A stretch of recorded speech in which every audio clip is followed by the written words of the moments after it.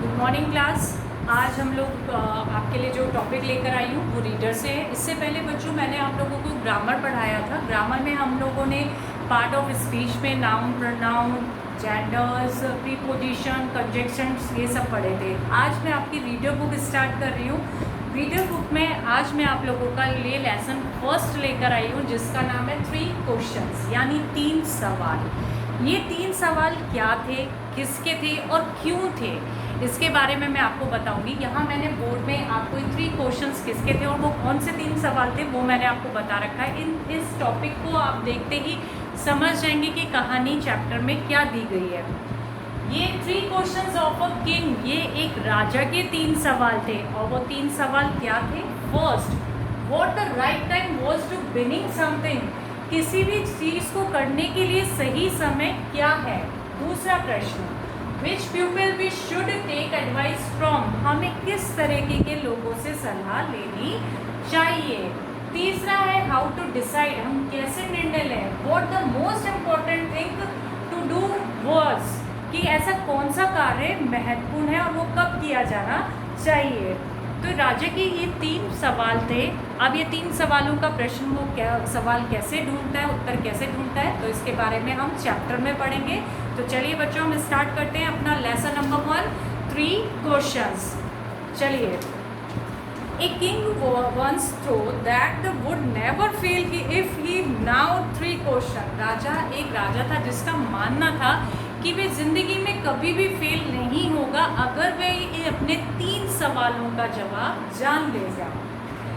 First, what was the right time was the beginning something, राजा का पहला सवाल था कि किसी कार्य को करने के लिए सही समय कौन सा होता है।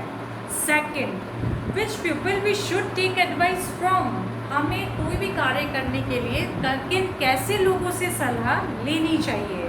Third question, how to decide, हम कैसे निर्णय लें। What the important thing to do was, और तीसरा क्वेश्चन सवाल था कि हम कैसे जाने कि कौन सा कार्य हमारे लिए करने के लिए सही है। ही स्पेन messengers throughout his kingdom, राजा ने ये 3 सवालों का जवाब जानने के लिए पूरे राज्य में अपने सलाहकारों को भेज दिया। His promised to give his reward to a large sum to the person who answered his 3 question। राजा ने ये वादा किया, सबको कहलवाया कि मैं तुम सबको पुरस्कार दूंगा जो मेरे इन 3 सवालों का सही आंसर दे देगा। Many wise man tried there luck, और बहुत से बुद्धिमान व्यक्ति ये जानने के बाद अपनी किस्मत को आजमाने पहुंच गए। They give a number of answer, और बहुत से लोगों के द्वारा उत्तर भी दिया गया। सम सैड, कुछ ने कहा that the king should be go by a time table, राजा को कई लोगों ने क्या कहा कि राजा आपको अपनी एक दिनचर्या बना लेनी चाहिए, यानी आपको अपना एक टाइम टेबल बना लेना चाहिए। अदर सैड, कुछ ने कहा the king should do whatever seem to him necessary at the moment, और कईयों ने कहा राजा आपको वो कार्य करना चाहिए जो पर्टिकुलर मोमेंट पे ज़रूरी हो।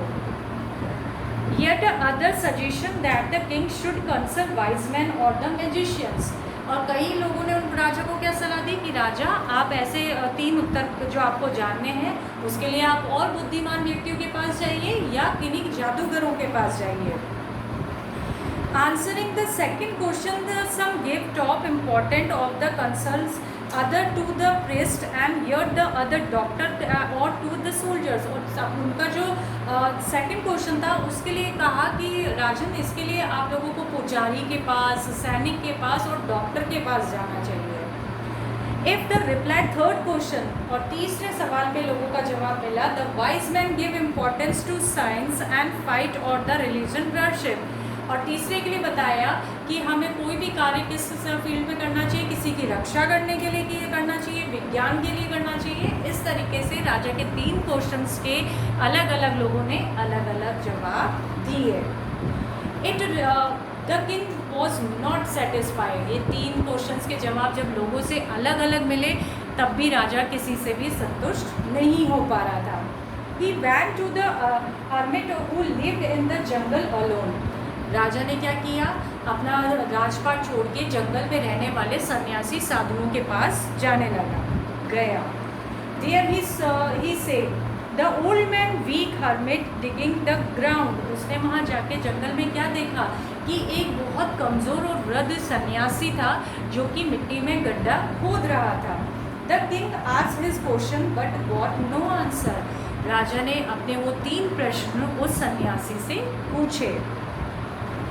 इट वॉज इवनिंग, और जब उसने सवाल पूछा और उसको कोई जवाब नहीं मिला, तब राजा ने क्या किया, then he took the spade from the hermit and began to work in his space.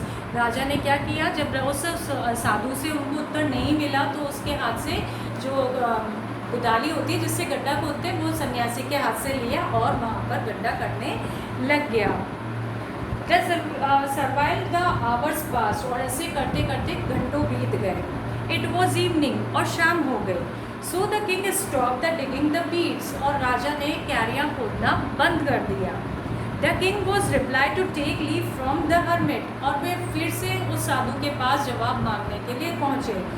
Just then the hermit told that some was running towards them, तभी वो सन्यासी बोला, हे राजन देखिए, पीछे मुड़ के देखिए, आपकी ओर कोई भागा चला आ रहा है। द किंग से, राजा ने देखा, the bearded man running towards them, कि एक ऊन से लटपट व्यक्ति राजा की ओर दौड़ा चला आ रहा है। His hand was passed against his stomach from which the blood was Ojing. उसने क्या देखा कि जो व्यक्ति, राजा ने देखा कि जो व्यक्ति राजा के पास दौड़ा चला आ रहा है उसके दोनों हाथ उसके पेट पे कस के बंधे हुए हैं और उसके पेट में से खून बह रहा है। As he reach the king he fainted and fell on the ground, और जब राजा के पास जैसे वो व्यक्ति पहुंचा वो राजा के समक्ष ग्राउंड में गिर गया। He had the large wound in the stomach, तो राजा ने देखा कि उसको बहुत चोट लगी है। The king washed and the compressed with his handkerchief, राजा ने उसके घाव को पहुंचा और अपना हैंकी से, रुमाल से उसको कस के बांध दिया। At last the bleeding stopped, और देखते ही ब्लीडर जो खून था वो रुक गया। The man felt better and asked for the water to drink, जब वो आदमी ठीक महसूस करने लगा तो उसने राजा से पीने का पानी मांगा। Drinking water, the king give him fresh water, राजा ने उसे एक शुद्ध पानी पीने के लिए दिया। The sun had set by them, और देखते देखते सूरज ढल गया। The king and the hermit crime that the wounded man into the hut and laid him on the bed. तब वो साधु और राजा ने उस आदमी को उठाया और झोंपड़ी में उसे आराम कराने ले गए और खुद भी लेट गए। The tired king also feel slip, और राजा भी थक चुका था इसलिए वह भी सो गया। वैन ही अवोक, जैसे ही राजा जगा, he branded man asked for the forgive him, जैसे ही राजा जगा तो वो जो घायल व्यक्ति था वो राजा से क्षमा याचना मांगने लगा। The man was in fact the Kings enemy, ये जो आदमी घायल था वो बच्चों पता है कौन था, वो राजा का ही शत्रु था। He had followed the king take the revenge on him. He had vowed to kill him. वह राजा का एक शत्रु था जिसके भाई को राजा ने एक बार सज़ा दी थी और वो अपने भाई के लिए राजा से बदला लेने को आ रहा था। The king had once put his brother death. The man had himself in the bush and the way of the jungle. उसके जो भाई था, जो घायल व्यक्ति था, उसके भाई को राजा ने मृत्युदंड दिया था और वो उसका बदला लेने के लिए राजा के पीछे पीछे जंगल में आ गया था। He came out of his hiding place when the king did not return from the lawn. जब वह सुबह राजा के पीछे उसको मारने के लिए आया तब राजा तो वहाँ रुक गया था सन्यासी के पास। तो जब राजा उसको नहीं मिला तो वो क्या हुआ, झाड़ी से बाहर निकल आया। He got wounded by kings his bodyguards, और वो जो घायल व्यक्ति था फिर राजा के सुरक्षा गण होते हैं यानी उनके जो बॉडीगार्ड होते हैं उनके द्वारा घायल कर दिया गया। He would have to dead the king and not dressed his wound. उसने कहा कि राजा अगर आप मेरे पे कृपा नहीं करते, आप मेरा उपचार नहीं करते तो मैं मर चुका होता। He felt grateful the king who had the save his life. ये देख के मैं राजा से बहुत खुश हुआ। And promise to serve the king as a faithful servant, और उसने राजा से प्रॉमिस किया कि राजा इसके बदले में ज़िंदगी भर आपका एक सेवक बनकर रहूँगा। द किंग वॉज हैप्पी, राजा बहुत खुश था, that he had made peace with his enemy. राजा ने ये देखा और ये जान के खुश हुआ कि वह अपने एक शत्रु को मित्र बना चुका है। He forgive the man and promise to give back his property. राजा ने उसको क्षमा किया और उनकी जो संपत्ति राजा के पास रखी हुई थी राजा ने वो उनको रिटर्न कर दी। The king then went up the helmet. अब राजा वापस उस सन्यासी के पास गया and he again asked for the answer to his 3 question. अब वापस राजा ने कहाँ गया? सन्यासी के पास, साधु के पास, और अपने 3 क्वेश्चन उनसे वापस पूछे। The hermit explain that by the digging the beads of for him the king had the space attack. सन्यासी बोला कि राजा जब तुम मेरे लिए इस क्यारी पे गड्ढा खोदने बैठे तब तुम्हारे ऊपर अटैक हुआ। So the most important time was when he was digging the beads. तो तुम्हारा सबसे महत्वपूर्ण क्षण क्या हुआ? जब तुम वो गड्ढा खोद रहे थे। He was digging the beads. The hermit himself was the most important person। और तुम्हें सलाह देने वाला, जो भी तुम्हें कार्य बताने वाला कौन था? एक तरह से सन्यासी हुआ, क्योंकि वो कार्य कहाँ से? राजा को सन्यासी से ही तो मिला था। So he to the good was the king's most important business. और तुमने एक व्यक्ति की उस समय जान बचाई, ये तुम्हारा महत्वपूर्ण कार्य हुआ।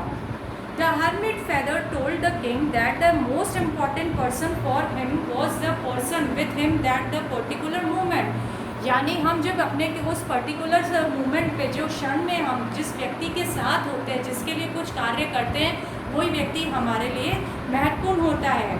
The most important business was the help that person. और हमारा सबसे महत्वपूर्ण कार्य क्या है? किसी व्यक्ति की मदद करना है।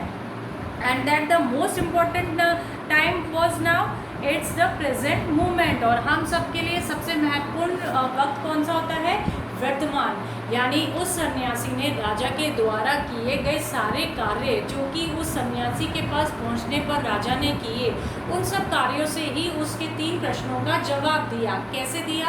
पहला प्रश्न जो राजा का था कि कौन सा समय कुछ कार्य शुरू करने के लिए होता है, तो बता दिया कि वही समय जो हमारे समक्ष होता है, यानी हमारा प्रेजेंट व्यक्ति हमारे हर कार्य को शुरू करने का सही वक्त होता है। और कैसे लोगों से एडवाइस लेनी चाहिए? तो इसके लिए उन्होंने कहा कि जो पर्टिकुलर क्षण में तुम्हारे साथ खड़े होते हैं वही तुम्हारे सलाहकार होते हैं। तो राजा के सारे कार्य जो सन्यासी के समक्ष राजा ने किए बच्चों, उससे उसके 3 सवालों का जवाब राजा को मिल गया। आई होप स्टूडेंट आपको ये चैप्टर समझ में आया होगा, ये कहानी समझ में आई होगी कि कैसे राजा के 3 प्रश्न थे और राजा ने उन 3 प्रश्नों का आंसर कितने आसानी से अपने कार्य के द्वारा ही जान लिया। अब इस चैप्टर की रीडिंग आप लोग अपने रीडर बुक से लगाएंगे और उस ट्रांसलेशन को ध्यान से सुनेंगे। नेक्स्ट वीडियो में बच्चों मैं इससे रिलेटेड हार्ड वर्ड्स और क्वेश्चन आंसर आपको सेंड करूँगी। तो अभी के लिए थैंक यू, टेक केयर।